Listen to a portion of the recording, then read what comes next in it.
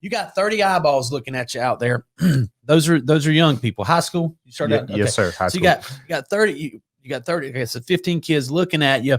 You're the teacher. Now, your job is to help this person become a better human, a more productive person. And I saw one of your posts on social media talk about the things you can do that don't require college and how you can make a living. So let's talk about the basics. Those 15 kids you have looking at you out there, a lot of them are from poor families, and then maybe a few of them are from affluent families. So you got kids, socioeconomics, I think is the proper term. You can define that for me if I missed it, but you got, just for lack of a better, to keep it simple, you got rich kids, you got poor kids in the same classroom. Absolutely. Okay, you're teaching them science, or you're teaching them math, you're teaching them whatever, but you want to help them in life. That's what I want to do. Like with my employees, my biggest thing is to help people, and I try to really help young people. And I have a lot of young people that I've really helped. But see, I do it a very specific way because I wasn't a good student. I did not finish college, and I went straight into entrepreneurship. I was forced into entrepreneurship a couple of times because I wasn't a good employee. Okay, so, but here's what I found: there's very few people. Now I can name them: Felipe Tinajero, Joey Arvidsson, Kevin Tinajero. There's a lot of people that I have mentored and helped who are doing very well and making a lot of money. But they think like I think, Colby. I can be brutally honest with them and speak to them in a language that they respond to. And so I'm able to help very few, a certain percentage of the population. We'll call it 10%. Maybe if I'm in that classroom and I'm speaking, and I'd be happy to come speak to your class sometimes, because some people I would love that. Absolutely love that. I have some good information that can help them. And I have some information that all 15 of them need to hear.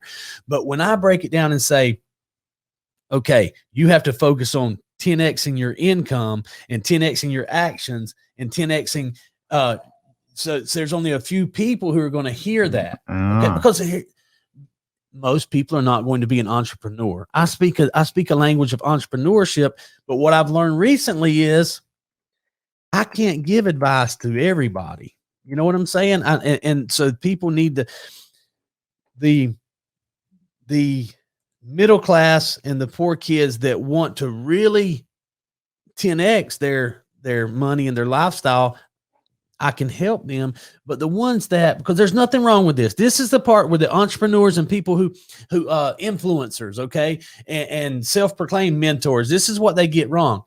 They're closed-minded to the fact that there's another way to get value and to get meaning and to have a successful life, rather than, hey, I made my first $1 million 5 years into my first business. Okay. So how do you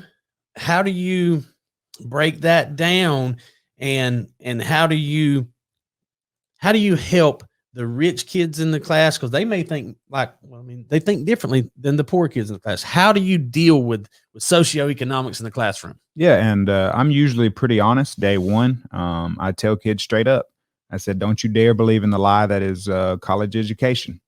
I said, there's a small select few of you who need to go to college because you have the ability and you have the want, and your career that you're going to choose to do for the rest of your life is going to require it. I said, but for the majority of you, I said, college and that level was really created to make money. And that's why a lot of them are private institutions. And that's why they have CEOs and COOs and people who control a lot of money. I said, so don't believe in this lie that is college. And I kind of want to piggyback real quick on what you said. You said you weren't a great student. And this absolutely frustrates me as a teacher. It wasn't that you weren't a great student. It's that you just weren't in the place where you were supposed to be yet, listening to the right conversation. Had that been, and I see you talk about several of these big, entrepreneurs all the time. Could you imagine sitting in a classroom with them 3 or 4 hours a day? You would have sat there glued, writing notes. It's just you weren't in the right place yet. And so for students, it's finding where is your place. Obviously, everybody has to get their high school education. So what I teach them, and I tell them all the time, look, I don't care if you remember this much about environmental science, but if I can help you find where you're supposed to be at, where you're supposed to be listening, what you're supposed to be doing, That's really the difference. And kind of going back off of that with the students, I'm brutally honest. Day one, I tell kids in Douglas, Georgia, and you know this very well, Billy, we have a generational poverty problem. You know, a lot of times great grandparents were poor, and then the grandparents were poor, and then the parents are poor, and then unfortunately the student and the child grows up in an atmosphere of that is difficult to overcome. And if you're honest with them and go, look, it doesn't have to be that way. It does not have to be that way. You can overcome, and convincing that child that what they've seen their whole life is so incredibly important. And so you kind of have to touch differently on each kid. Obviously, the affluent child, you know, it hasn't seen a lot, but I can tell them, you know, you never know, but and you do. So it goes back to that differentiation I was talking about on that personal level, that not just education, but on the personal level, knowing how to talk to the student. And that's what I think I do so well at the high school. Is I can, you know, go find a kid and we can talk about basketball, or we can talk about cheerleading, or we can talk about books and nerds and Harry Potter. Right. And so finding those different areas and having interest in what they want to talk about, right? Don't just tell them about, well, I like working out and I like making money and I like exercising. Well, how do you want to make money?